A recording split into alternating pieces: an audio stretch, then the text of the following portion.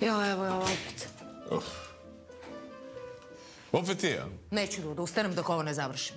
Mislim sam bio jasan. Tavolino se ne prodaje. Možeš se svojom drugaricom da popiješ piće i paljba. Ja nisam njena drugarica. Ja sam njena verenica. Verenik. Tača, Gile. I šta sad, dovela si ovog Stafforda misleći da ću ja se uplašim? Matori, malo pripazi na rečnik. Ja se izvinjavam što se mešam, ali ajde da ne gubimo nekako i vaše i naše vreme. Dače je bio jasan, neće da prodaje Tavolino ni po cenu života, tako da molim lepo.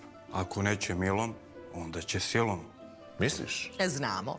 Znamo, a i sigurni smo. Ništa polje rado pokvarena! Ništa polje neću više da vas vidim na Vračaru nikad! Jeste me čuli?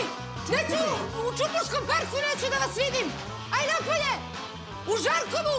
Kod Đileta! Na Koljariku! U mirnom kraju Zemuna na Altini!